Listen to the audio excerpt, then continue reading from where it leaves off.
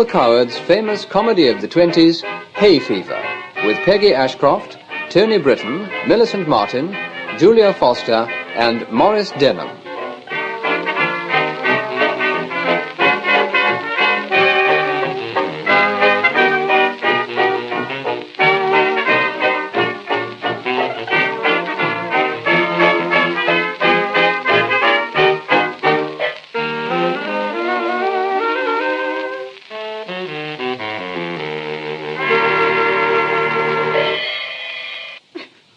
Listen to this, Simon. Love's a trollop stained with wine, clawing at the breasts of adolescence. Nuzzling, tearing, shrieking, beating. God, why were we fashioned so? The poor girl's potty. I wish she hadn't sent me the beastly book. I must say something nice about it. The binding's very dashing. She used to be such fun before she married that gloomy little man. She was always a fierce poseuse. It's so silly of people to try and cultivate the artistic temperament. Au fond, she's just a normal, bouncing Englishwoman. You didn't shave this morning. I know I didn't, but I'm going to in a minute, when I've finished this. I sometimes wish we were more normal and bouncing, Simon. Why? I should like to be a fresh, open-air girl with a passion for games. Thank God you're not. It would be so soothing. Not in this house. Where's Mother? In the garden, practising. Practising? She's learning the names of the flowers by heart. What's she up to? I don't know. I always distrust her when she becomes the squire's lady. So do I. She's been at it hard all day. She tapped the barometer this morning. She's probably got a plan about impressing somebody. I wonder who. Some dreary, infatuated young man will appear soon, I expect. Not today. You don't think she's asked anyone down today, do you? I don't know. Has Father noticed anything? No, he's too immersed in work. Perhaps Clara will know. Yell for her. Clara? Clara! Oh, Simon, I do hope she hasn't asked anyone down today. Why? Have you? Yes. Why on earth didn't you tell me? I didn't think you'd care one way or the other. Who is it? Richard Greatham. How exciting. I've never heard of him. I shouldn't flaunt your ignorance if I were you. Makes you look silly. Everybody's heard of Richard Greatham. How lovely for them. He's a frightfully well-known diplomatist. I met him at the Mannerings dance. He'll need all his diplomacy here. I warned him not to expect good manners, but I hope you'll be as pleasant to him as you can. I've never met any diplomatists, Sorel, but as a class I'm extremely prejudiced against them. They're so suave and polished and debonair. You could be a little more polished without losing caste. Will he have the papers with him? What papers? Oh, any papers. I wish you'd confine your biting irony to your caricatures, Simon. And I wish you'd confine your girlish infatuations to London and not force them on your defenceless family. I shall keep him out of your way as much as possible. Do, darling. Yes, what is it? Clara, has Mother asked anyone down this weekend? I don't know, dear. There isn't much food in the house, and Amy's got toothache. I got some oil of cloves somewhere. She tried that, but it only burnt her tongue. Poor girl's been writhing about the scullery like 1 o'clock. You haven't forgotten to put those flowers in the Japanese room. The Japanese room is essentially feminine and entirely unsuited to the pet of the Foreign Office. Shut up, Simon. The room looks lovely, dear. You needn't worry. Just like your mother's dressing room on her first night. How restful. Have you told her about your boyfriend? Not boyfriend, Clara. Oh, well, whatever he is. I think Sorrel's beginning to be ashamed of us all, Clara. I don't altogether blame her. We are very slapdash. Are you going to leave that picture in the guest bathroom, Mr. Simon, dear? I don't know if it's quite the thing. Lots of pink, naked women rolling about in a field. Nudity can be very beautiful, Clara. Oh, can it? Perhaps being a dresser for so long has spoilt me eye for it. Clara's looking tired. We ought to have more servants and not depend so much on her. You know we can never keep them. You're right about us being slapdash, Simon. I wish we weren't. Does it matter? It must, I think, to other people. It's not our fault. It's the way we've been brought up. Well, if we're clever enough to realise that, we ought to be clever enough to change ourselves. I'm not sure that I want to. We're so awfully bad-mannered. Not people we like. The people we like put up with it because they like us. And what do you mean exactly by bad manners? Lack of social tricks and small talk? We never attempt to look after people when they come here. Why should we? It's loathsome being looked after. Yes, but people like little attentions. We've never once asked anyone if they slept well. I consider that an impertinence, anyhow. I'm going to try and improve. You're only going on like this because you've got a mania for a diplomatist. You'll soon return to normal. Abnormal, Simon. That's what we are, abnormal. People stare in astonishment when we say what we consider perfectly normal things.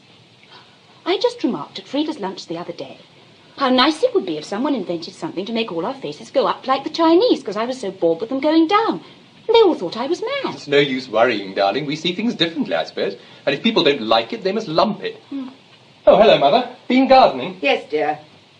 You look awfully dirty, Simon. What have you been doing? Not washing very much. You should, darling, really. It's so bad for your skin to leave things about on Clara says Amy's got toothache. Poor dear. There's some oil of cloves in my medicine cupboard. Who is Amy? The scullery maid, I think. Oh, how extraordinary. She doesn't look Amy at all, does she? Much more flossy. Delphiniums are those stubby red flowers, aren't they? No, darling, they're tall and blue. Yes, of course. The red ones are somebody's name. Asters. That's it. I knew it was something opulent. I do hope Clara has remembered about the Japanese room. Japanese room? Yes, I told her to put some flowers in it and take Simon's flannels out of the wardrobe drawer. So did I. Why? I've asked Richard Greatham down for the weekend. I didn't think you'd mind. Mind? How dared you do such a thing? He's a diplomatist. That makes it much worse. We must put him off at once. It's too late. Well, we'll tell Clara to say we've been called away. That would be extremely rude. And anyway, I want to see him. You mean to sit there in cold blood and tell me you've asked a complete stranger down for the weekend and that you want to see him? I've often done it before. I fail to see how that helps matters. Where's he going to sleep? The Japanese room. Oh, no, he isn't. Sandy Tyrell is sleeping there. There now, what did I tell you? Sandy what? Tyrell, dear. Why didn't you tell us, Mother? I did. I've talked of nothing but Sandy Tyrell for days. I adore Sandy Tyrell. You've never mentioned him. Who is he, Mother? He's a perfect darling and madly in love with me. At least it isn't me, really. It's my celebrated actress glamour. But it gives me a divinely cosy feeling. I met him at Nora Trent's. Mother, I wish you'd give up this sort of thing. What exactly do you mean by this sort of thing, You Sorel? know perfectly well what I mean. Are you attempting to criticise me? I should have thought you'd be above encouraging silly, callow young men who are infatuated by your name. That may be true, but I shall allow nobody but myself to say it. I hoped you'd grow up a good daughter to me, not a critical aunt. It's so terribly cheap. Cheap? Nonsense. How about your diplomatist? Surely that's a little different, dear. If you mean that because you happen to be a vigorous ingenue of 19, you have the complete monopoly of any amorous adventures there may be about, I feel it my firm duty to disillusion But, you. Mother... Anyone would think I was 80 the way you go on. It was a great mistake not sending you to boarding schools and you coming back and me being your elder sister. It wouldn't have been any use, darling. Everyone knows we're your son and daughter. Only because I was stupid enough to dandle you about in front of cameras when you were little. I knew I should regret it. I don't see any point in trying to be any younger than you are. At your age, dear, it would be indecent if you did. But, Mother, darling, don't you see it's awfully undignified for you to go flaunting about with young men? I don't flaunt about. I never have. I've been morally an extremely nice woman all my life, more or less. And if dabbling gives me pleasure, I don't see why I shouldn't dabble. But it oughtn't to give you pleasure any more. You know, Sorel, you grow more damnably feminine every day. I wish I'd brought you up differently. I'm proud of being feminine. You're a darling. And I adore you. And you're very pretty, and I'm madly jealous of you. Are you really? How lovely. You will be nice to Sandy, won't you? Can't he sleep in little hell? My dear, he's frightfully athletic. And all those hot water pipes will sap his vitality. They'll sap Richard's vitality too. He won't notice them. He's probably used to scorching tropical embassies with punkahs waving and everything. He's sure to be deadly anyhow. You're getting far too blasé and exclusive, Simon. Nothing of the sort, only I loathe being hearty with your men friends. You've never been even civil to any of my friends, men or women. Don't bicker. Anyhow, the Japanese room's a woman's room, and a woman ought to have it. I promised it to Sandy. He loves anything Japanese. So does Mara. Mara? Mara Arundel. I've asked her down. You what? I've asked Mara down for the weekend. She's awfully amusing. Well, all I can say is it's beastly of you. You might have warned me. What on earth will Richard say? Something exquisitely non-committal, I This is expect. too much. Do you mean to tell me, Simon? Yes, Mother, I do. I've asked Mara down, and I've a perfect right to. You've always brought us up to be free about things. Mara Arundel is training freedom to its utmost limits. Don't you like her? No, dear, I detest her. She's far too old for you. And she goes about using sex as a sort of shrimping net. Really, Mother? It's no use being cross. You know perfectly well I dislike her. And that's why you never told me she was coming until too late to stop her. It's intolerable of you. Whether she's here or not is a matter of extreme indifference to me. But I'm afraid Richard won't like her very much. You're afraid he'll like her too much? That was an offensive remark, Simon. Rather silly. Why on earth don't you fall in love with nice young girls instead of self-conscious vampires? She's not a vampire, and I never said I was in love with her. He's crazy about her. She butters him up and admires his sketches. What about you, picking up old gentlemen at dances? He's not You old. both upset me thoroughly. I wanted a nice, restful weekend, with moments of Sandy's ingenuous affection to warm the cockles of my heart when I felt in the mood. And now the house is going to be full of discord. Not enough food, everyone fighting for the bath. Perfect agony. I wish I were dead. You needn't worry about Myra and me. We shall keep out of everyone's way. I shall take Richard on the river all day tomorrow. In what? The punt. I absolutely forbid you to go near the It's punt. sure to rain anyhow. What your father will say, I tremble to think. He needs complete quiet to finish off the sinful woman. I see no reason for there to be any noise. Unless Sandy What's-his-name is given to shouting. If you're rude to Sandy, I shall be extremely angry. Oh, now Why he's you coming should in. expect all the us way to down, do anything else especially but when I rude to see Sandy, What will you? is going on?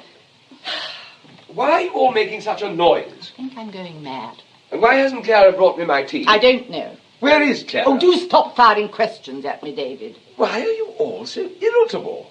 What's happened? Here's your tea. I'm sorry I'm late with it. Amy forgot to put the kettle on. She's got terrible toothache. Oh, poor girl. Give her some oil of cloves. If anyone else mentions oil of cloves, I shall do something desperate. It's wonderful stuff. Where's Zoe? She was in the garden this morning. I suppose no one thought of giving her any lunch. I put it down by the kitchen table as usual, but she never came in for it. She's probably mousing. She isn't old enough yet. She might have fallen into the river for all you care. I think it's a shame. Don't you worry, Ed. Zoe won't come to any harm. She's too wily. I do not want to be disturbed. And listen, Simon, there's a perfectly sweet flapper coming down by the 4:30. Now, will you go and meet her and be nice to her? She's an abject fool, but a useful type, and I want to study her a little in domestic surroundings. Oh, she can sleep in the Japanese room. I should like someone to play something very beautiful to me on the piano. Damn everything. Damn, damn, damn. Swearing doesn't help.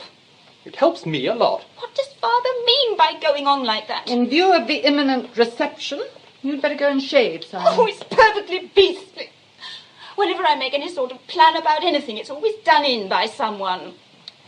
I wish I were earning my own living somewhere. A free agent. Able to do whatever I like without being cluttered up and frustrated by the family. It grieves me to hear you say that, Sorel. Don't be infuriating, Mother. A sad change has come over my children of late. I tried to shut my eyes to it, but in vain. At my time of life, one must face the bitter facts. This is going to be the blackest Saturday till Monday we've ever spent. Sorel, you mustn't cry. Don't sympathise with me. It was only temper. Put your head on my shoulder, dear. Your head like the golden fleece. Richard will have to have little help. And that horrible flapper, the Japanese room. Over my dead body. Mother, what are we to do? We must all be very, very kind to everyone. Now then, Mother, none of that. I don't know what you mean, Simon. You are being beautiful and sad. But I am beautiful and sad. You're not particularly beautiful, darling, and you never were. Never mind, I made thousands think I was. And as for being sad... Now, Simon, I will not be dictated to like that. If I say I'm sad, I'm sad. You don't understand because you're precocious and tiresome. There comes a time in all women's lives... Oh, dear. What did you say, Sorel? I said, oh, dear. Well, please don't say it again because it annoys me. You're such a lovely hypocrite. I don't know what I've done to be cursed with such ungrateful children. It's very cruel at my time of life. There you go again. You're getting far too tall, Sorel. Sorry, Mother. I'm going to forget entirely about all these dreadful people arriving. My mind henceforward shall be a blank on the subject. That's all very fine, Mother. I made a great decision this morning. What kind of decision? It's a secret. Aren't you going to tell us? Of course. I meant it was a secret from your father. What is it? I'm going back to the stage. I knew it. I'm stagnating here. I won't stagnate as long as there's breath left in my body. Do you think it's wise? You retired so very finely last year. What excuse will you give for returning so soon? My public, dear. Letters from my public. Have you had any? One or two. That's what decided me, really. I ought to have had hundreds. We'll write some lovely ones and you can publish them in the papers. Of course. You will be dignified about it all, won't you, darling? I'm much more dignified on the stage than in the country. It's my milieu. I've tried terribly hard to be landed gentry, but without any real success. I long for excitement and glamour. Think of the thrill of a first night. All those ardent playgoers, willing one to succeed. The critics all leaning forward with glowing faces, receptive and exultant, emitting queer little inarticulate noises as some witty line tickles their fancy. The satisfied grunt of the Daily Mail, the abandoned gurgle of the Sunday Times, and the shrill, enthusiastic scream of the Daily Express. I can distinguish them all. Have you got a play? I think I shall revive Love's Whirlwind. Oh, Mother. Father will be furious. I can't help that. It's such a fearful play. It's a marvellous part. You mustn't say too much against it, Sorel. I'm willing to laugh at it a little myself, but after all, it was one of my greatest successes. Oh, it's appalling, but I love it. It makes me laugh. The public love it too, and it doesn't make them laugh. Much. You are a fool. A blind, pitiable fool. You think because you have bought my body, you have bought my soul. You must say that's dramatic. I've dreamed of love like this, but I never realized. I never knew how beautiful it could be in reality. That line always brought a tear to my eye. The second act is the best, there's no doubt about that. From the moment Victor comes in, it's strong, tremendously strong. Be Victor, Sorel. Do you mean when he comes in at the end of the act? Yes, you know. Is this a game? Is this a game? Yes, and a game that must be played to the finish. Zara, what does this mean? So many illusions shattered, so many dreams trodden in the dust. And George now. I don't understand. You and Victor. My gosh. Isn't that little Pam crying? She'll cry more, poor mite, when she realizes that her mother is a... Oh, damn. There's the bell. Clara! You look hideous. Yes, dear. Coming, dear. Clara, before you open the door, we shall be 8 for dinner. My God. And for breakfast, lunch, tea and dinner tomorrow. Will you get various rooms ready? Well, I shall have to. They can't sleep in the passage. Now we've upset Clara. It can't be helped. Nothing can be helped. It's fate. Everything that happens is fate. That's always a great comfort to me. More like arrant selfishness. You mustn't be pert, Clara. Pert I may be, but I've got some thought for others. 8 for dinner, Amy going home early. It's nothing more nor less than an imposition. Hadn't you better let them all in? Oh. Good afternoon. Is Mrs. Bliss? Oh, there you are. Nice manners, I must say. I say, it's perfectly ripping of you to let me come down. Are you alone? Yes. I mean, didn't you meet anyone at the station? Oh, I motored down. My car's outside. Would you like me to meet anybody? Oh, no. I must introduce you. This is my daughter Sorel and my son Simon. How do you do? I'm extremely well, thank you, and I hope you are. So do I.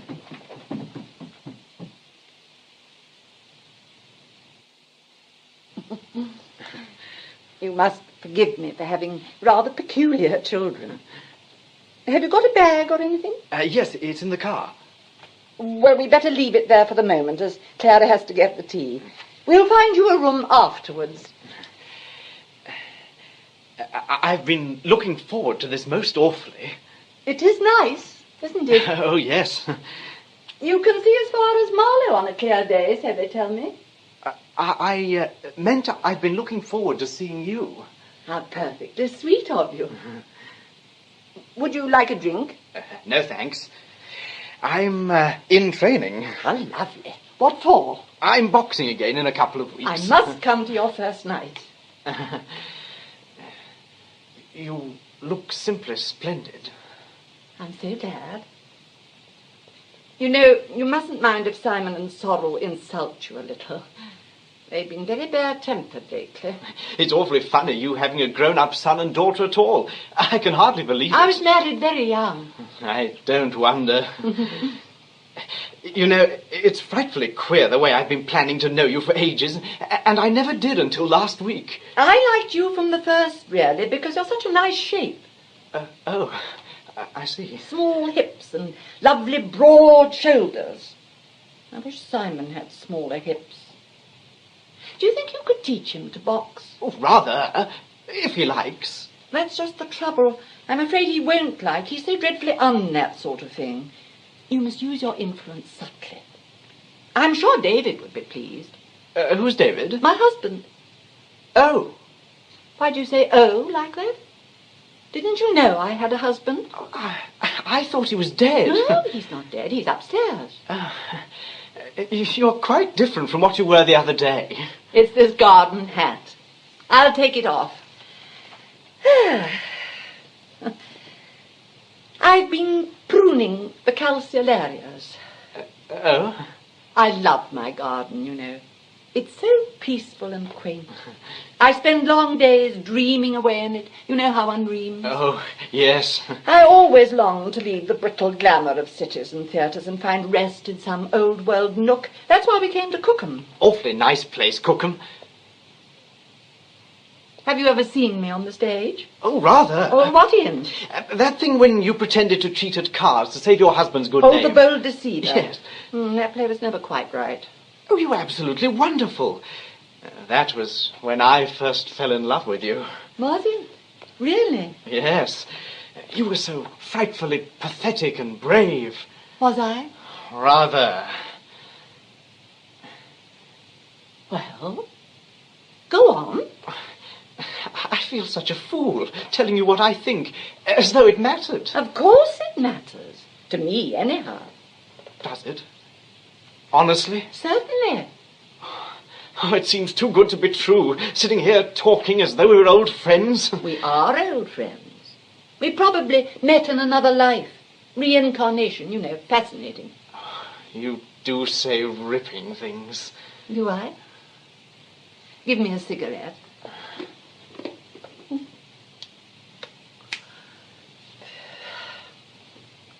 And let's put our feet up. All right. Can you punt? Yes, a bit. You must teach Simon.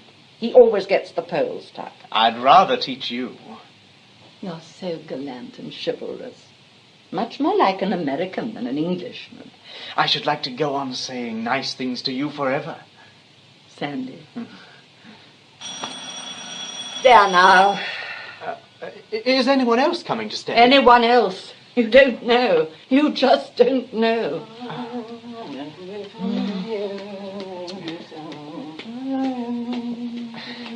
You said it would be quiet with nobody at all. I was wrong. It's going to be very noisy with herds of angry people stamping about. Give me my hat. All right. Judith, my dear. Oh, this is divine. Too lovely. Where are the others? What others? Did you come by the 4:30? Yes. Didn't you see anyone at the station? Yes, several people, but I didn't know they were coming here. Well, they are. Sorel said it was going to be just ourselves this weekend. Sorel? Well, yes, didn't she tell you she'd asked me? I mean, weren't you expecting me? Simon muttered something about your coming, but Sorel didn't mention it. Wasn't that odd of her? Oh, you're a divinely mad family. How do you do? It's useless to wait for introductions with the Blisses. My name's Mvra Arundel. Sandy Tyrell, Mvra Arundel, Sandy Tyrell. There. Is that your car outside? Yes. Well, Judith, I do think you might have told me someone was motoring down. A nice car would have been so much more comfortable than that beastly train. I never knew you were coming until a little while ago. It's heavenly here after London. The heat was terrible when I left. You look awfully well, Judith. Rusticating obviously agrees with you. I'm glad you think so. Personally, I feel that a nervous breakdown is imminent. Oh, my dear, how ghastly. What's the matter? Nothing's the matter yet, Mvra, but I have presentiments. Come upstairs, Sandy, and I'll show you your room. Oh, thank you. I'll send Simon down to you. He's shaving, I think, but you won't mind that, will you? Simon!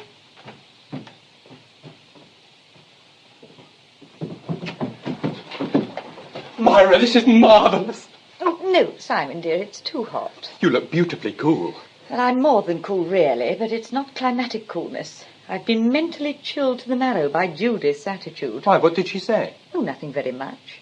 She was bouncing about on the sofa with a hearty young thing in flannels and seemed to resent my appearance, rather. You mustn't take any notice of Mother. I'll try not to, but it's difficult. She adores you, really. I'm sure she does. She's annoyed today because Father and Sorel have been asking people down without telling her. Oh, poor dear. Well, I can quite see why. You look enchanting. Thank you, Simon. Are you pleased to see me? Oh, Of course, that's why I came. Darling! Now, don't shout. I feel most colossally temperamental. I should like to kiss you and break everything in the house and then jump into the river. Oh, dear Simon. You're everything I want you to be. Absolutely everything. Marvellous clothes, marvellous looks, marvellous brain. Oh, God, it's terrible. I dined with Charlie Templeton last night. Well, you're a devil. You only did it to annoy me. He's far too plump, and he can't do anything but dither about the embassy in badly cut trousers. You loathe him, really. You know you do. You're too intelligent not to. You couldn't like him and me at the same time. It's impossible. Don't be so conceited. Darling, I adore you. That's right. But you're callous. That's what it is. Callous. You don't care a damn. You don't love me a bit, do you? What do you mean? We can't go on like this. I'm not going on like anything. Yes, you are. You're going on like Medusa, and there are awful snakes popping their heads out at me from under your hat. I shall be turned to stone in a minute, and then you'll be sorry. You're very sweet, and I'm very fond of you. Tell me what you've been doing. Everything. Nothing. What did you do after you dined with Charlie Templeton? Supped with Charlie Templeton. Well, I don't mind a bit. I hope you ate a lot and enjoyed yourself. There. Generous boy. Now come and kiss me. You're only playing up to me now. You don't really want to a bit. Oh, I'm aching for it. Oh, I love you. This weekend's going to be strenuous. Hell upon earth. 15 million people in the house. We'll get up at 7 and rush away down the river. No, we won't. Well, don't let's either of us agree to anything we say. We'll both be difficult. I love being difficult. You certainly do. But I'm in the most lovely mood now. Just seeing you makes me feel grand. Is your father here? Yes. He's working on a new novel. He writes brilliantly. Doesn't he? He drinks too much tea, though. Well, that can't do him much harm, surely. It tans the stomach. Who is Sandy Tyrrell? Never heard of him.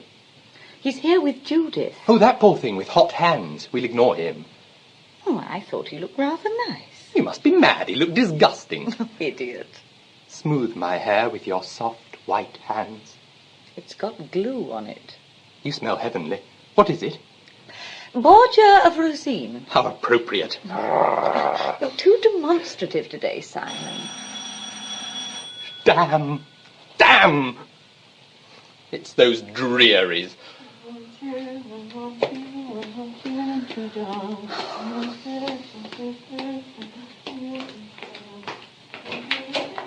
Is this Mrs. Bliss's house? Oh, yes, this is it. Is Miss Sorel Bliss in? I expect so. I'll see if I can find her. We'd better go in, don't you think? Yes, I do. Thank you. Hello. Did you have a nice journey? Yes, thank you. Very nice. I met Miss Coryton at the station. We introduced ourselves while we were waiting for the only taxi to come back. Oh, I took the only taxi. How maddening of me. Mrs. Arundel, how do you do? I never recognized you. I did. Why, have we met anywhere? No. I recognized you as the one who took the taxi.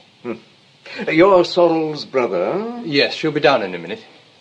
Come out into the garden, Myra. Oh, but Simon, we can't. Yes, we can. I shall go mad if I stay in the house a moment longer. Won't you excuse us? Tea will be here soon. Well, A strange young man. very rude, I think. Have you ever met him before? No.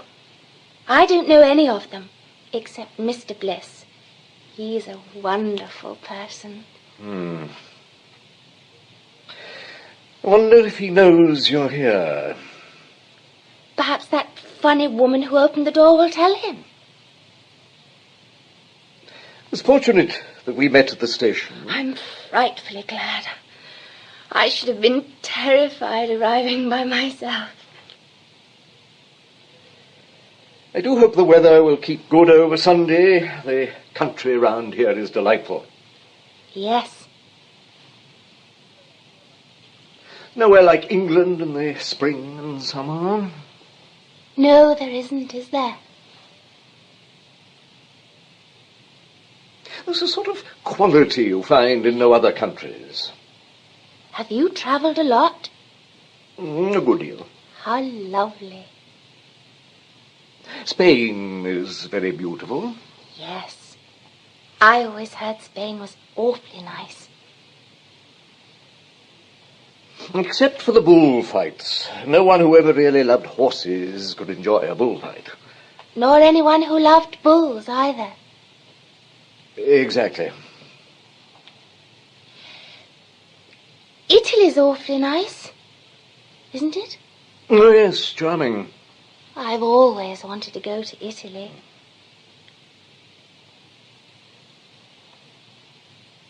Rome is a beautiful city. Yes, I always heard Rome was lovely. And Naples and Capri. Capri's enchanting. It must be.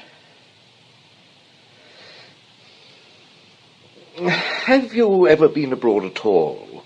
Oh, yes. I went to Dieppe once. We had a house there for the summer. Dear little place, Dieppe. Yes, it was lovely. It's always so beautiful at this time of the year. I thought it might be rather lovely on the river before tea. Oh, yes, rather. I should love that. Well, Russia used to be a wonderful country before the war. it must have been. Was that her? Who? Judith Bliss. Yes, I expect it was. Oh, I wish I'd never come. No, you mustn't worry. They're a very bohemian family, I believe. I wonder if Mr. Bliss knows I'm here. I wonder. But couldn't we ring a bell or anything? Yes. Yes, perhaps we're better. I don't suppose it rings. No, you mustn't be depressed. I feel horrid. It's always a little embarrassing coming to a strange house for the first time. You're like Sorel. She's charming. I wonder where she is. I expect tea will be here soon. Do you think they have tea? Oh, yes, they must. Oh, well. We'd better go on waiting then. Do you mind if I smoke? Not a bit. Will you? No, thank you. I got this case in Japan. It's pretty, isn't it? Awfully pretty. Oh, Richard. Oh, I'm dreadfully sorry. I didn't know you were here. We've been here a good while. How awful. Please forgive me. I was upstairs. This is Miss Coryton. Oh, How do you do? have you come to see Father? Yes? He's in his study. You better go up. Oh, I don't know the way. Oh, well, I'll take you. Come on. Wait a minute, Richard. It's along that passage and the third door on the right. Oh. Thank you. Poor girl looks half-witted. Oh, she's shy, I think. I hope Father will find her a comfort. Oh, tell me one thing, Sorel. Did your father and mother know I was coming? Oh, yes. They were awfully pleased. A rather nice-looking woman came down in a big hat and went into the garden with a young man without saying a word. Oh, that was Mother, I expect. We're an independent family. We entertain our friends sort of separately. Oh, I see. It was sweet of you to come. I wanted to come. I thought about you a lot. Have you really? That's thrilling. No, I mean it. You're so alive and vital and different from other people. I'm so frightened you'll be bored here. Bored? Why should I be? Oh, I don't know. But you won't be, will you? Or if you are, tell me at once and we'll do something quite different. You're rather a dear, you know. Oh, I'm not. I'm devastating, entirely lacking in restraint. So's Simon. It's Father's and Mother's fault, really, you see. They're so vague. They've spent their lives cultivating their arts and not devoting any time to ordinary conventions, manners and things. I'm the only one who sees that, so I'm trying to be better. Oh, I'd love to be beautifully poised, carry off difficult situations with the lift of an eyebrow. I'm sure you could carry off anything. There you are, you see, saying the right thing. You always say the right thing, and no one knows a bit what you're really thinking. That's what I adore. I'm afraid to say anything now in case you think I'm only being correct. But you are correct. I wish you'd teach Simon to be correct too. It'll be uphill work, I'm afraid. Why? Don't you like him? I have only met him for a moment. Would you like to see the garden? Please, I should love it. I don't want to really a bit. Only I'm trying to entertain you. Yeah. It's as easy as pie to talk in somebody else's house, like at the dance the other night. But here, on my own ground, I'm finding it difficult. I'm sorry. Oh, it isn't your fault. Honestly, it isn't. You're awfully kind and responsive. What shall we do? I'm quite happy talking to you. Can you play mahjong? No, I'm afraid I can't. I'm so glad. I do hate it so. Here's tea. Where's your mother, dear? Out in the garden, I think. It's starting to rain. Oh, everyone will come dashing in then. How awful. Won't the luggage get rather wet out there? What luggage? I'll bring it in when I've made the tea. No, don't trouble. I'll do it now. We ought to have got William up from the village. It's Saturday. I know it is. He's playing cricket. Do sit down and smoke. I can easily manage it. No, certainly not. How typical of Myra to have so many bags. Oh! There now. You've probably broken something. Well, it's on my bag, so it doesn't matter. This is the last one. Do you know where to wash if you want to? No, but I'm all right. Hello, Sorel. How are you? I'm splendid. Do you know Mr. Britton? Oh, yes, we've met several times. Come and sit down, Myra. Is tea ready? Here we are, dear. Yes, just. Simon, you haven't been nice to Miss Coryton.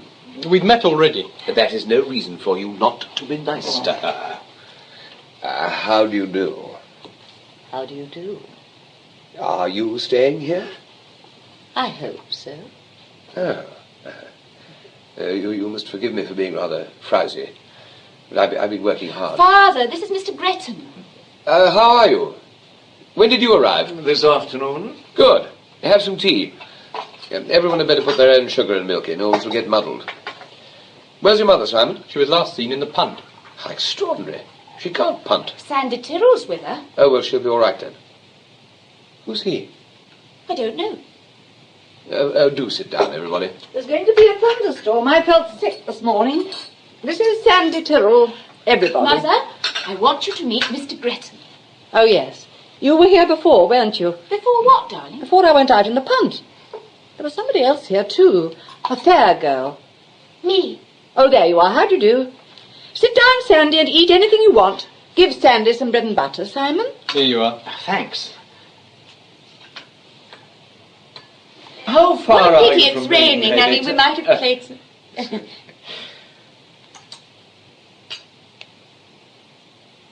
The train I was adore awfully this crowded Shaken Hall. coming down. It's so...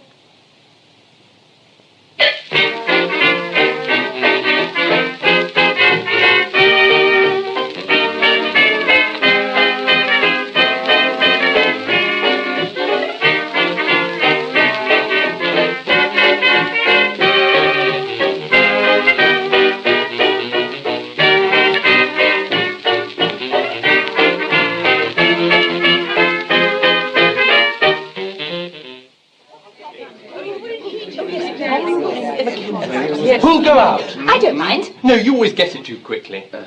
What do we have to do? Choose an adverb and then... Someone goes out, you see, and comes in, and you've chosen a word among yourselves, and she, or he, whoever it is, asks you some sort of question, and you have Not an ordinary question, Simon. They have to ask them to do something in the manner of the word. And then... you see, you act, whatever it is, in the the answer manner... was the question, you see. You know, what sort of thing is one expected to Oh, do? quite usual things, like reciting if or playing the piano. I can't play the piano. Never mind, you can fake it, as long as it conveys an idea of the word. The word we've all thought of? Yes, the word we've chosen when whoever it is out of the room. I'm afraid I don't quite understand yet. Never mind, I'll explain. You see, someone goes out... I'll go out the first time, just to show her. It's quite simple. All we have to do is just act in the manner of the word. Look here, everybody, I'm going out. All right, go on. The history game's awfully good when two people go out and come back as Mary Queen of Scots and Crippen or somebody. I'm no earthly good at this sort of thing. I'll show you, Sandy. You see, There's always how, when, and where. We haven't played that for ages. We will afterwards. We'll do this one first. Go on, Sorel. Don't be too long. Now then. Bitterly. No, we did that last week. She'll know. Intensely. Too difficult. Well, there was an amusing game I played once at the Harringtons' house. Everyone was blindfolded. This room's not big enough for that. What about winsomely? I wish I knew what we had to do. You'll see when we start playing. Mother's brilliant at this. Do you remember when we played it at the Mackenzies? Yes. And Blanche was so cross when I kissed Freddie's ear in the manner of the word. What was the word? I can't remember. Perhaps it's as well. What about drearily? Not definite enough. Winsomely's the best. She's sure to guess it straight off. These games are much too brainy for me. Young Norman Robertson used to be marvellous, do you remember? Yes, wonderful sense of humour. He's lost it all since his marriage. I didn't know you knew him. Well, considering he married my cousin. We don't seem to be getting on with the game. We haven't thought of a word yet. Brightly. Too obvious. Well, don't snap at me. Saucily. I've got a lovely idea for saucily. I should think rudely would be the easiest. Don't be sour, Myra. The great thing is to get an obscure word. What a pity Irene isn't here. She knows masses of obscure words. She's probably picked them up from her obscure friends. It's no use being catty about Irene. She's a perfect darling. I wasn't being catty at all. Yes, you were. Quickly now, we must think. Appendicitis. That's not an adverb. You're thinking of charades. Oh, charades are damn good fun. Yes, but we don't happen to be doing them at the moment. Oh, sorry. Saucily. No, winsomely's better. All right, call her in. Sorrel, come on. We're ready. Which is it, saucily or winsomely? Winsomely. Oh. Mother, go and take a flower out of that vase and give it to Richard. Very well. Which one shall it be? But of course, this one. This is for you, kind sir, she said. Oh. Marvellous. Oh, lovely. Now, Myra, get up and say goodbye to everyone in the manner of the word. Goodbye, it's really been most delightful. No. Why, what do you mean? You haven't got the right intonation a bit. Oh, Mother, darling, do shut up. Remember what an advantage you have over us poor amateurs, Judith, having been a professional for so long. I don't like so long very much. Do you think we might go on now? Yes, we'll go on to the next one. I'm not going to do any more. Oh, please do. You were simply splendid. It doesn't matter. Richard, light a cigarette in the manner of the word. Oh. I'd forgotten what it is. You remember. Oh, yes. Oh, my girl. No. Well, I can't think what that's meant to be. Well, I was doing my best. So frightfully easily, and nobody can do it right. I believe you've muddled it up. But you'd better go on to the next one. Which word were you doing? Whisper. Saucily. I knew it. He was doing the wrong word. Oh, I see. I'm sorry. Give him another chance. No, it's Jackie's turn now. It'll come round to him again, I'm afraid. Do a dance in the manner of the word. I can't. Nonsense, of course you can. I can't, honestly. Go on, have a shot at it. No, I'd much rather not. Count me out. Really? The ridiculous fuss everyone makes. Well, I'm awfully stupid at anything like this. It's only a game, after all. Come along, try. No, I couldn't. Oh, please don't ask me to. I just simply couldn't. Leave her alone if she doesn't want to. What's the use of playing at all if people won't do it properly? It's so simple. It's awfully difficult if you haven't done it before. Go on to the next one. Unless everyone's in it, we won't play at all. Now, don't lose your temper. Lose my temper? I like that. No one's given me the slightest indication of what the word is. You all argue and squabble. Talk. Everybody talks too much. It's so surprising to me when people won't play up. After all, It's a hateful game anyway, and I don't want to play it again ever. You haven't played it at all yet. Don't be rude, Sorrel. Really, Simon, the way you go on is infuriating. It's always the same. Whenever Sorrel goes out, she gets quarrelsome. Quarrelsome? Don't worry, Jackie. You needn't do anything you don't want to. I think for the future we'd better confine our efforts to social conversation and not attempt anything in the least intelligent. How can you be so unkind, Mother? Don't speak to me like that. It's all my fault. I know I'm awfully silly, but it embarrasses me so terribly doing anything in front of people. I should think the word was winsomely. You must have been listening outside the door, then. Not at all. Miss Coryton gave it away. Why, Miss Coryton, all of a sudden? You've been calling her Jackie all the evening. You're far too grand, Sorrel. And you are absolutely maddening. I'll never play another game with you as long as I live. Well, that won't break my heart. Stop. Come out into the garden. I'm sick of this. So am I. Don't let him take you on the river. He isn't very good at it. Ha ha, very funny. Sorrel, you're behaving disgracefully. Simon ought to go into the army or something. You both ought to be in reformatories. This always happens whenever we play a game. We're a beastly family and I hate us. Speak for yourself, dear. I can't without speaking for everyone else too. We're all exactly the same and I'm ashamed of us. Come into the library, Sandy. A little reading might do us all a lot of good. Charming. It's all perfectly charming. Yes, I think it would be better, Judith, if you exercised a little more influence over the children. That's right. Blame it all on me. But after all, dear, you started it by snapping everybody up. You ought never to have married me, David. It was a great mistake. The atmosphere of this house is becoming more unbearable every day. And all because Simon and Sorel are allowed to do exactly what they like. You sit upstairs all day writing your novels. Novels which earn us our daily bread. Daily bread? Nonsense. We've got enough money to keep us in comfort until we die. That will be very soon, if we can't get a bit of peace.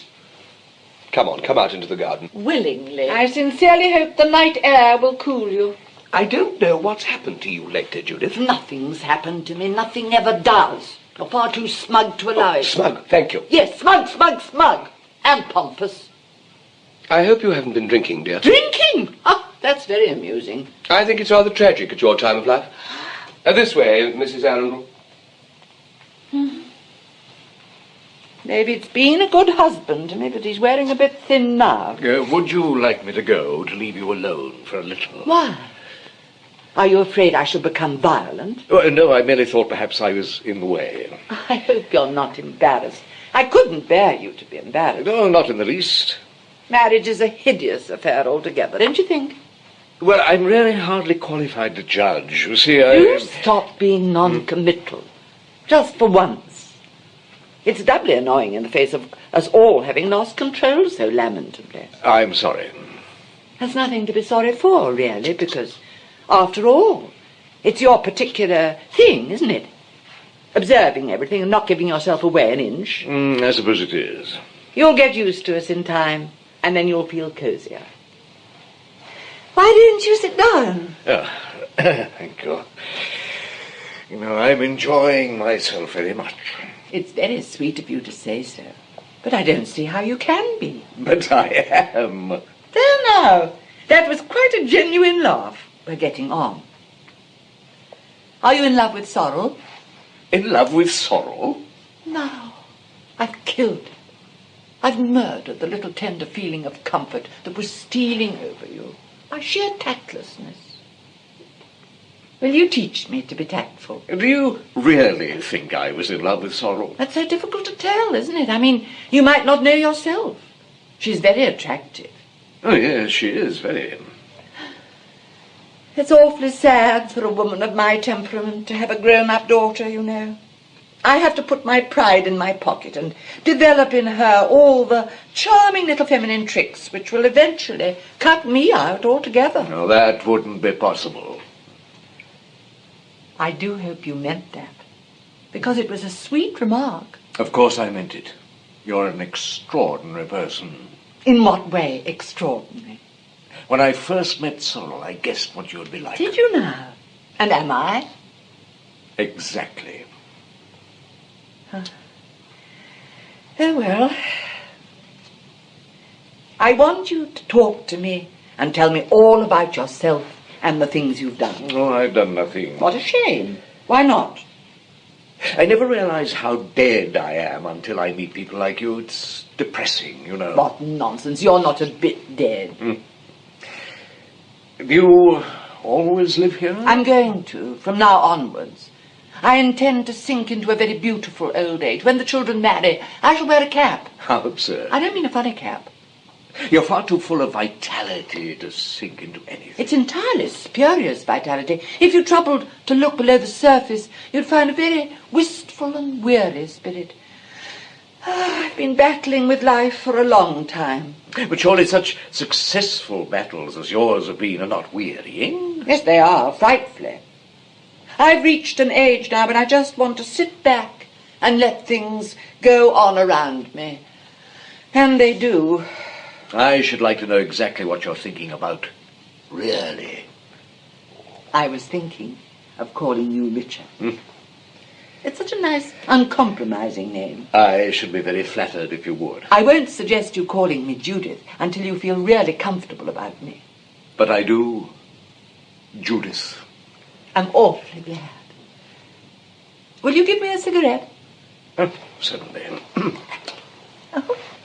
What a divine case. Yes, it was given to me in Japan 3 years ago. All those little designs mean things. What sort of things?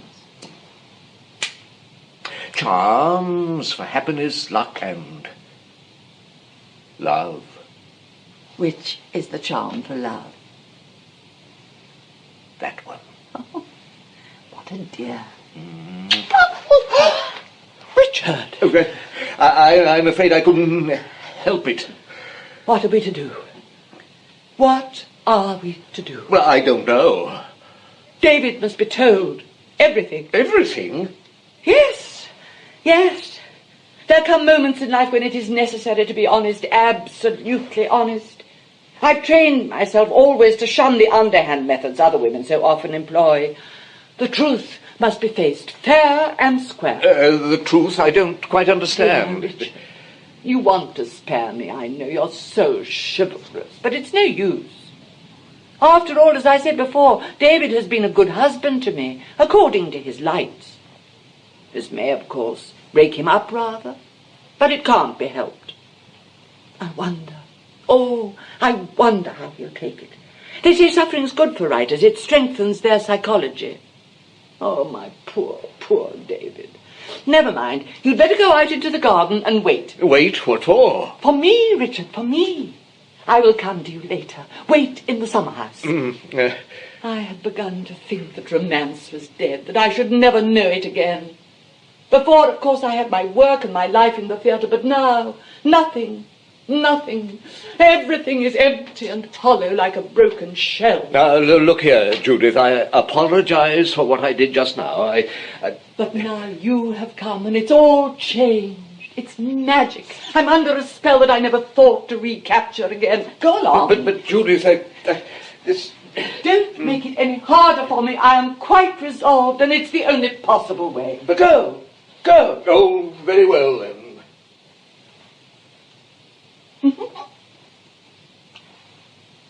Sorel? Sorel? Oh! Look here, Mother. Sorel, what am I to say? I don't know, Mother. Neither do I. It was my fault, Mrs. Bliss. Judith. What a fool I've been. What a blind fool. Mother, are you really upset? I'm stunned. But, darling... Don't speak for a moment, Sorel. We must all be very quiet and think. It was nothing, really. For heaven's sake. Nothing? I opened the library door casually, and what do I see? I'm most awfully sorry. It has gone beyond superficial apologies. Mother, be natural for a minute. I don't know what you mean, Sorel. I'm trying to realize a very bitter truth as calmly as I can. There's nothing so very bitter about it. My poor child. Very well, then. I love Sandy and he loves me. That is the only possible excuse for your behaviour. Why shouldn't we love each other if we want to? Sandy was in love with me this afternoon. Not real love. You know it wasn't. I know now. I say, look here. I'm most awfully sorry. There's nothing to be sorry for, really. It's my fault for having been so ridiculous. Mother! Yes, ridiculous. I'm getting old, and the sooner I face it, the better. But, darling...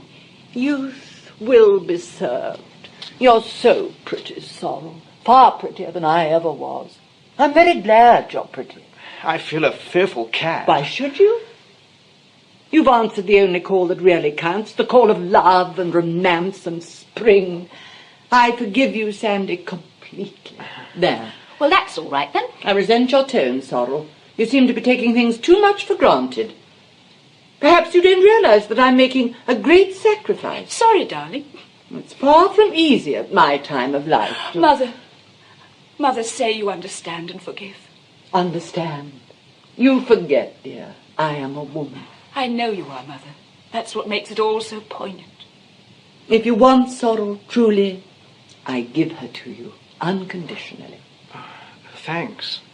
Awfully, Mrs. Bliss. You can still call me Judith, can't you? It's not much to ask. Judith. There now, away with melancholy. This is all tremendously exciting, and we must all be very happy. Don't tell Father yet. We won't tell anybody. It shall be our little secret. You are splendid, Mother. Nonsense! I just believe in being honest with myself. It's awfully good for one, you know, so cleansing. I'm going upstairs now to have a little aspirin. Ah, youth, youth. What a strange, mad muddle you make of things.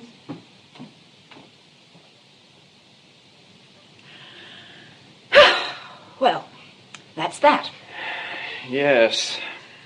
It's all right. Don't look so gloomy. I know you don't love me, really. I say, Sorel. Don't protest. You know you don't. Any more than I love you. But you told Judith that... I was only playing up. One always plays up to Mother in this house. Sort of unwritten law. Didn't she mean all she said? No, not really. We none of us ever mean anything. She seemed awfully upset. Well, it must have been a slight shock for her to discover us clasped tightly in each other's arms. I believe I do love you, Sorel. A month ago, I should have let you go on believing that, but now I can't. I'm bent on improving myself. I don't understand. Never mind, it doesn't matter. You just fell a victim to the atmosphere, that's all. There we were, alone in the library, with the windows wide open. Probably a nightingale somewhere about. I only heard a cuckoo. Even a cuckoo has charm in moderation. You kissed me because you were awfully nice and I was awfully nice, and we both liked kissing very much. It was inevitable. Then Mother found us and got dramatic. Her sense of the theatre is always fatal. She knows we shan't marry, the same as you and I do. You're under absolutely no obligation to me at all. I wish I understood you a bit better. Never mind about understanding me. Let's go back into the library. All right. And, you see, he comes in and finds her there waiting for him. She hadn't been away at all? No. And that's psychologically right, I'm sure. No woman under those circumstances would. It's brilliant of you to see that. I do think the whole thing sounds most excellent. Yeah, well, I got badly stuck in the middle of the book when the boy comes down from Oxford. But it worked out all right eventually. When shall I be able to read it? I'll send you the proofs. You can help me correct them. Oh, how divine. I shall feel most important. Would you like a cigarette or anything? No, thank you. I think I'll have a drink. Very well. Would give me some plain soda water, then? There isn't any ice. Do you mind? Not a bit. Here you are. Thank you. I wonder where everybody is. Not here, thank God. Must be dreadfully worrying for you, having a house full of people. It depends on the people. I have a slight confession to make. A confession? Yes, do you know why I came down here? Not in the least. I suppose one of us asked you, didn't they? Oh, yes, they asked me, but... Well? I was invited once before, last September. Ah, I was in America then. Exactly. How do you mean, exactly? Well, I didn't come.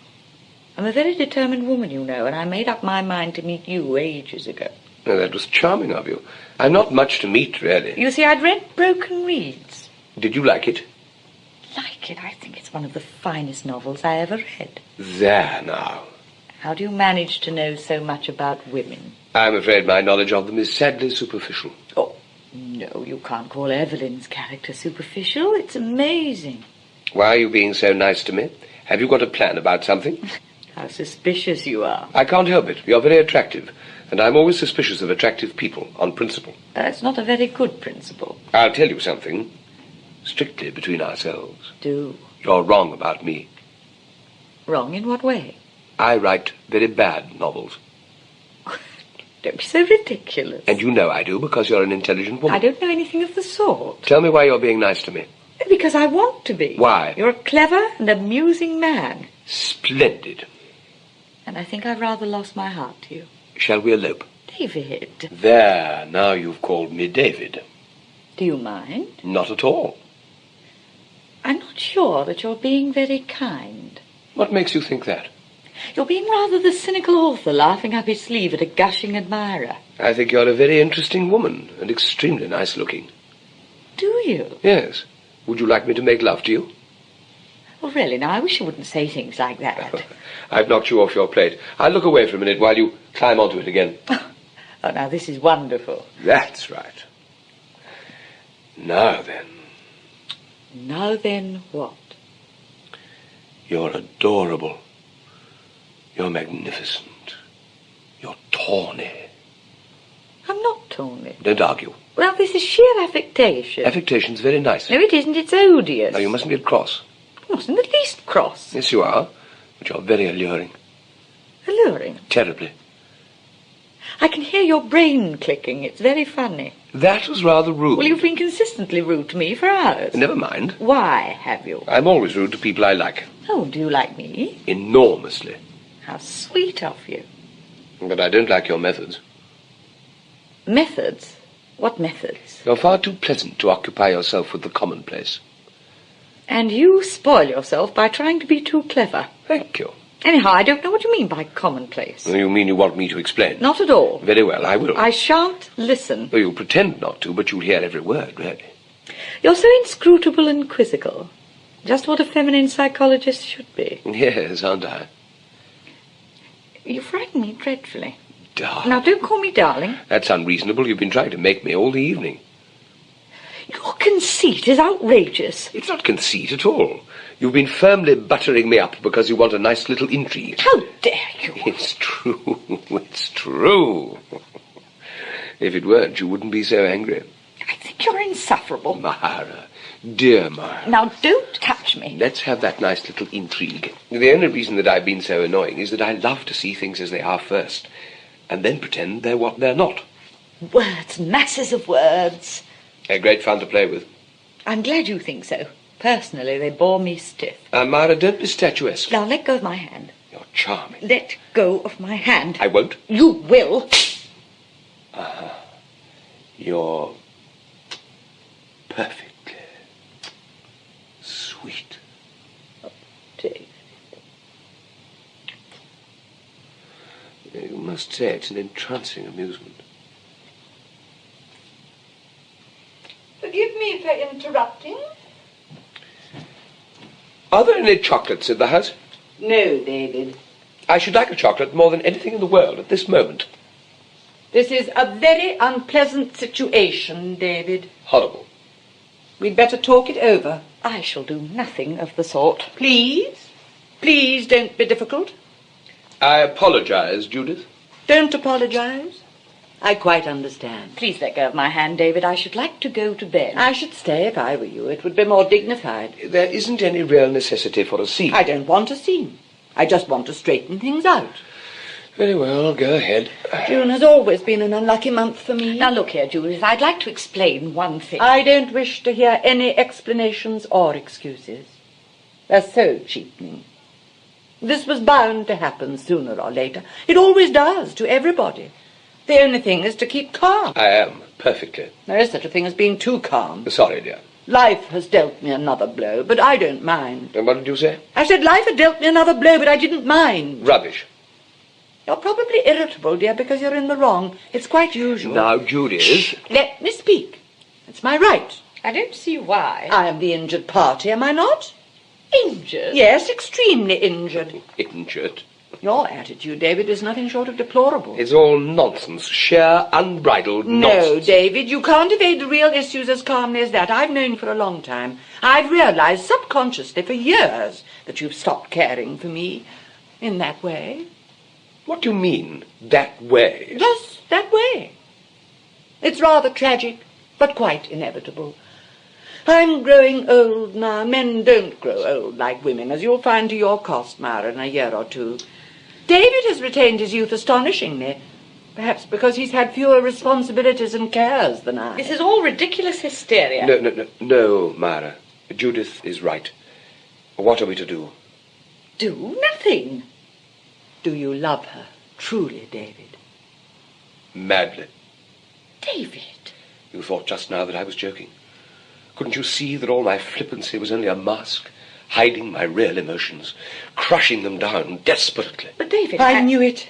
The time has come for the dividing of the ways. What on earth do you mean? I mean that I am not the sort of woman to hold a man against his will. Now, you're both making a mountain out of a molehill. David doesn't really love me madly, and I don't love him. You do love him. I can see it in your eyes, in your every gesture. David, I give you to her, freely and without rancour. We must all be good friends, Judith. always. Judith, do you mean this? You know I do. How can we ever repay you? Just by being happy. I may leave this house later on. I have a feeling that its associations may become painful, especially in the autumn. Now, look here, Judith. October is such a mournful month in England. I think I should probably go abroad. Perhaps a pension somewhere in Italy with cypresses in the garden. I've always loved cypresses. They're such sad, weary trees. What about the children? We must share them, dear. I'll pay you exactly half the royalties I receive from everything, Judith. That's very generous of You have behaved magnificently. This is a crisis in our lives, and thanks to you... Judith, now I will speak. Shh. Myra, darling, we owe it to Judith to keep control of our emotions. The scene would be agonizing for her now. She has been brave and absolutely splendid throughout. Let's not make things harder for her than we can help. Come, we'll go out into the garden. I will not go out into the garden. Please do. I don't think I can bear any more just now. So, this is the end, Judith. Yes, my dear. The end. Mother, I've got something important to tell you. Very well, dear. Where's Sorel? In the library, I'm afraid. Sorel, come out. I've got something vital to tell you. You seem excited, my boy. What has happened? Come on, Sandy, perhaps there's a fire. What's the matter? I wish you wouldn't all look so depressed. It's good news. Good news? I thought perhaps Jackie had been drowned. No, Jackie hasn't been drowned. She's been something else. Simon, what do you mean? Jackie? Yes? She has become engaged. To me. Haven't you, Jackie? Yes? Simon. Good heavens. Simon, my dear. Oh, this is too much. What on earth are you crying about, Mother? All my chicks leaving the nest. Now I shall only have my memories left. Jackie, come and kiss me. Congratulations, son. You must promise to make my son happy. But Mrs. Bliss... I understand. I've not been a mother for nothing. But it's not true. We didn't. You're trying to spare my feelings, I know. Well, I'm not going to spare your feelings or anyone else's. You're the most infuriating set of hypocrites I've ever seen. This house is a complete featherbed of false emotions. You're posing, self-centered egotists, and I'm sick to death of you. Myra! Don't speak to me. I've been working up for this. Only every time I open my mouth, I've been mowed down by theatrical effects. You haven't got one sincere or genuine feeling among the lot of you. You're artificial to a point of lunacy. It's a great pity you ever left the stage, Judith. It's your rightful home. You can rant and roar there as much as ever you like. Rant and roar, may God forgive And let you. me tell you this. I'm not going to allow you to say another word. I will speak. Now, I will This speak. is What is yes, this yes, like this? yes. What happened? Is this a game? Yes, and a game that must be played to the finish. Clara, what does this mean? So many illusions shattered. So many dreams trodden in the dust. Love's whirlwind. Dear old Love's whirlwind. I don't understand. You and Victor. My God. Isn't that little Pam crying? She'll cry more, poor mite, when she realizes that her mother is a... Don't say it. Don't say it. Spare her that. I've given you all that makes life worth living. My youth, my womanhood, and now my child. But you tear the very heart out of me. I tell you, it's infamous that men like you should be allowed to pollute society. You have ruined my life. I have nothing left. Nothing. God in heaven, where am I to turn for help? Is this true? Answer me. Is this true? Yes, yes. You cur. Don't strike. He is your father. Has she fainted?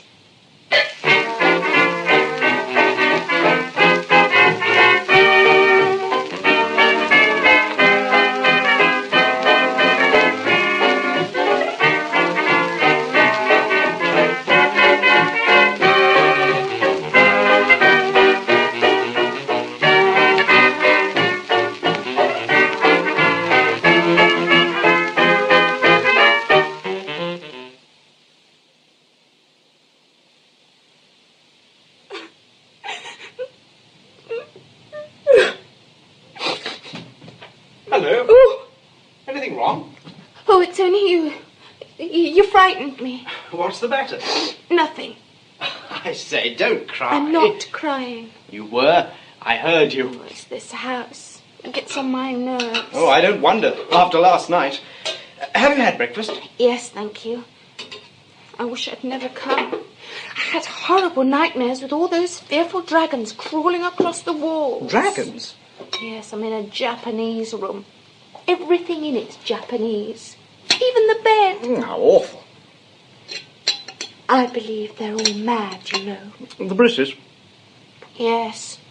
They must be. I've been thinking that too. Do you suppose they know they're mad? Oh, no. People never do. Why, it was Mr. Bliss asked me down, and he hasn't paid any attention to me at all. I went into his study soon after I arrived yesterday, and he just said, "Who the hell are you?" Didn't you remember? Well, he did afterwards. Then he brought me down to tea and left me. Are you really engaged to Simon? Oh, no. I hope not. You were last night. Well, so were you to Sorel. Well, not properly. We talked it over. I don't know what happened to me. I was in the garden with Simon, and he was being awfully sweet. Then he suddenly kissed me and rushed into the house and said we were engaged. And that hateful Judith asked me to make him happy. That's exactly what happened to me and Sorel. Judith gave us to one another before we knew where we were. How frightful. I like Sorel, though. She was jolly decent about it afterwards. I think she's a cat. Why? Look at the way she lost her temper over that beastly game. All the same, she's better than the others. Well, that wouldn't be difficult. I say, I've got hiccups. Hold your breath. It's because I bolted my breakfast. Well, come on, hold it as long as you can. 1, 2, 3, 4, 5... I can't any more. Oh. Eat a lump of sugar. I'm awfully sorry. Oh, I don't mind. It's a horrid feeling, isn't it? Horrid? People have died from hiccups, you know. Oh, have they? Yes, an aunt of mine once had them for 3 days without stopping. How beastly.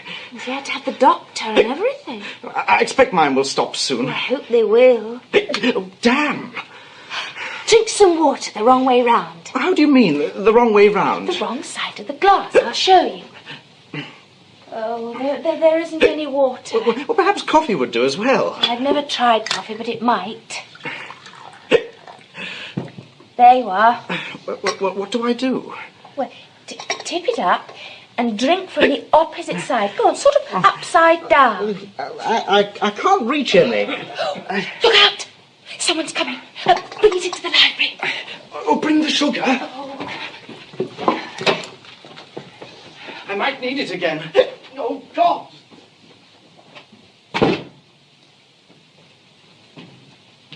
Anyone around? Filthy sort of day. Oh, good God.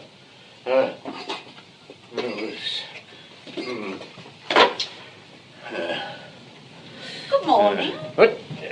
Oh, good morning. Are we the first down? No, I don't think so. Isn't this rain miserable? Appalling. Where's the barometer? It's on the piano. What a queer place for it to be. Well, I tapped it and it fell down.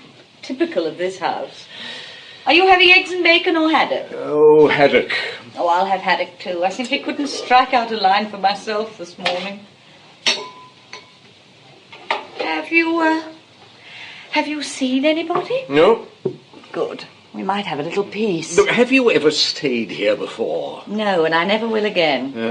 I feel far from well this morning. Yes, I'm sorry, but I'm not entirely surprised. Well, you see, I had the boiler room. Oh, how terrible. The window's stuck and I couldn't open it. I was nearly suffocated. The pipes made peculiar noises all night as well. There isn't any sugar. Well? Well, we'd better ring. I doubt if that will be the slightest use, but we'll try. Do the whole family have breakfast in bed? I neither know nor care. They're strange people, aren't they? Well, I think strange is putting it mildly. What's the matter? There isn't any sugar. There is. I put it here myself. Perhaps you'd find it for us then. Oh, that's very funny. I could have sworn on my Bible oath I brought it in. Well, it obviously isn't here now.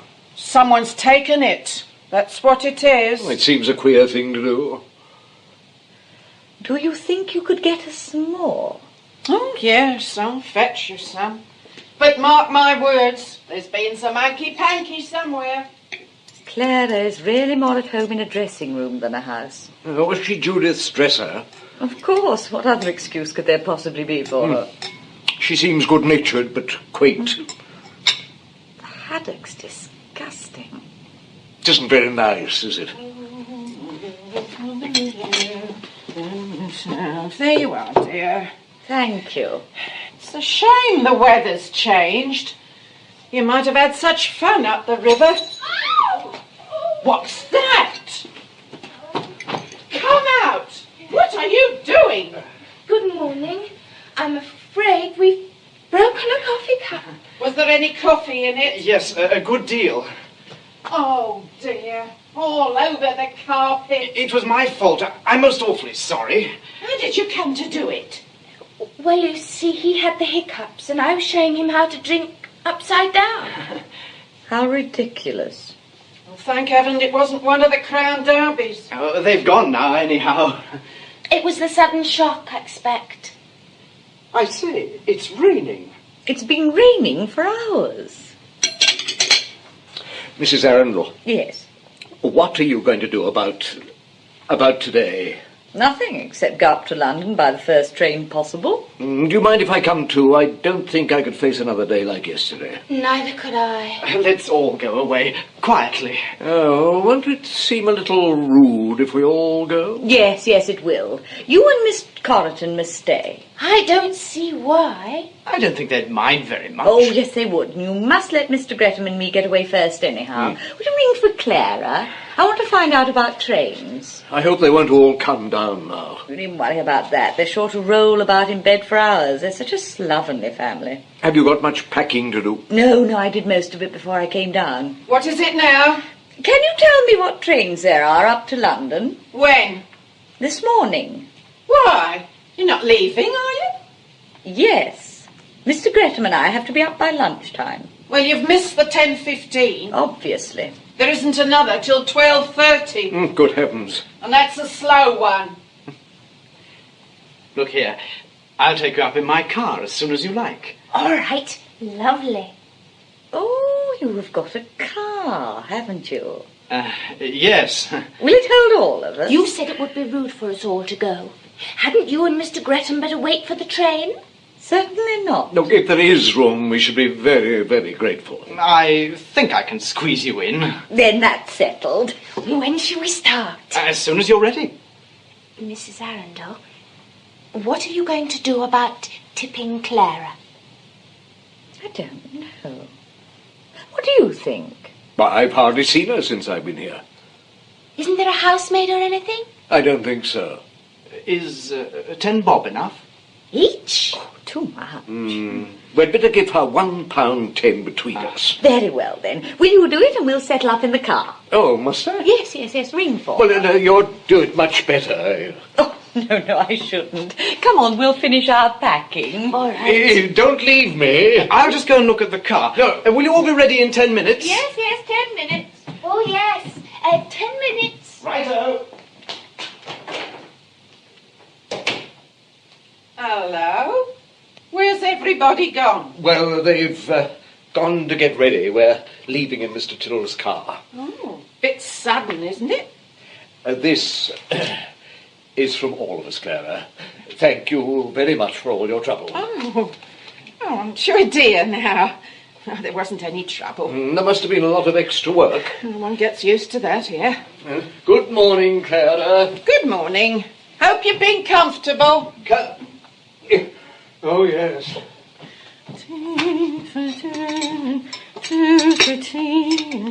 Me for you and you for me. Good morning, Clara. Papers come? Yes, dear, here you are. Thank you. You've forgotten my orange juice. No, I haven't, dear. It's just outside. Morning, darling. Listen to this. We saw Judith Bliss in a box at the Haymarket on Tuesday, looking as lovely as ever. There now. I thought I looked hideous on Tuesday. You looked sweet. There you are, dear. Did you see that nice bit in the referee? No, the Times. Oh, referee's much better. I saw gay and colourful Judith Bliss at the Waifs and Strays matinee last week. She was talking vivaciously to producer Basil Dean. In sooth, said I to myself, where ignorance is bliss, 'tis folly to be wise. Dear referee, it's so unself-conscious. If you want any more coffee, ring for it. I wish I was sitting on a lovely South Sea island, with masses of palm trees and coconuts and turtles. Oh, it would be divine, wouldn't it? I wonder where everybody is. I wonder. Mary Saunders has got another failure. She must be used to it by now. Good morning, darling. Look, Simon! How lovely. When did you do it? this morning I woke early. Let's see. I'm going to alter Helen's face. It's too pink. It's exactly like her. Oh, what a clever son I have. Now then, Mother. Ah, it's too wonderful. When I think of you both in your perambulators, oh dear, it makes me cry. I don't believe you ever saw us in our perambulators. I don't believe I ever did. I'm sure you didn't. It's finished. What, dear? The Sinful Woman. Oh, how splendid. Yes. Read it to us now. Yeah, I've got the last chapter here. Go on, then. Oh. Good morning. Morning. Good morning. I seem to know that boy's face. Now, listen. You remember that bit when Violet was taken ill in Paris? Yes, dear. Simon Marmalade. Well, I'll go on from there. Do, dear. Paris in spring, with the Champs-Élysées alive and dancing in the sunlight, lightly dressed children like gay, painted butterflies. What's happened to the barometer? I don't know. Oh, damn the barometer. Don't get cross, dear. Why can't you keep quiet, Simon, or go away? Sorry, Father. Well, don't interrupt again. Gay, painted butterflies. The streets were thronged with hurrying vehicles.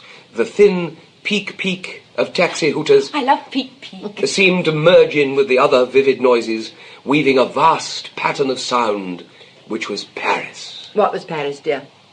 Which was Paris? What was Paris? You can't say a vast pattern of sound, what was Paris? Yes, but what was Paris?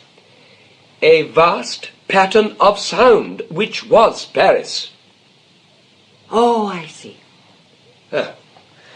Jane Sefton, in her scarlet Hispano, swept out of the Rue Saint-Honoré into the Place de la Concorde. She couldn't have. Why? The Rue Saint-Honoré doesn't lead into the Place de la Concorde. Yes, it does. You're thinking of the Rue Boissy d'Anglais, Father. I am not thinking of anything of the sort. David, darling, don't be so obstinate. Do you think that I don't know Paris as well as you do? Never mind. Father's probably right. He isn't right, he's wrong. Go on with your food, Sorel. Don't be testy, David. It's a sign of age. Jane Sefton. Jane Sefton, in her scarlet Hispano, swept out of the Rue Saint-Honoré into the Place de la Concorde. That sounds absolutely ridiculous. Why don't you alter it? It is not ridiculous. It is perfectly right. Very well, then get a map and I'll show you. We haven't got a map. Now look here, Judith, look. Here is the Rue Royale. Here is the Crillon Hotel, and here is the Rue Saint-Honoré. It isn't. It's the Boissy d'Anglais. That runs parallel with the Rue de Rivoli. You've got it all muddled. I have not got it all muddled. Don't shout. You have. Why not let Father get on with it? It's so silly to get cross at criticism. It indicates a small mind. Small? My foot. That was very rude. I shall go to my room in a minute. I wish you would. David. Look here, Father, Mother's right. Here's the Place de la Concorde. Oh, shut up, Sorel. Shut up yourself, pompous little beast. You think you know such a lot about everything, and you're as ignorant as a frog.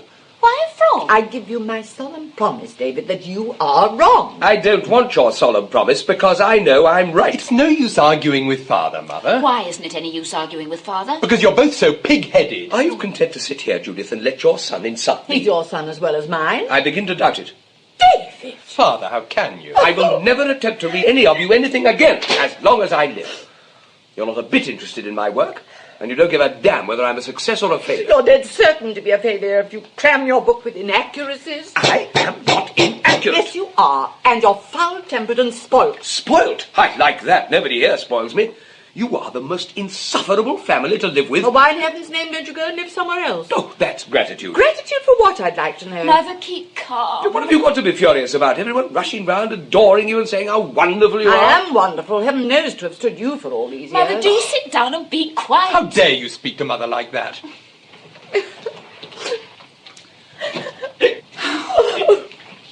To think that my daughter should turn against me. Don't be theatrical. I'm not theatrical. I'm wounded to the heart. Rubbish, rubbish, rubbish. Don't you say rubbish to me. I will say rubbish.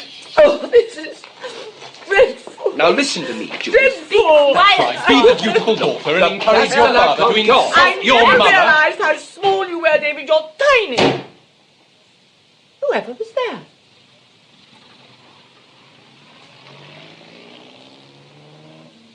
They've all gone. There now. How very rude. People really do behave in the most extraordinary way these days. Come back and finish your breakfast, Sorel. All right. Go on, David, darling. I'm dying to hear the end. Yes. Jane Sefton, in her scarlet Hispano, swept out of the Rue Saint-Honoré into the Place de la Concorde.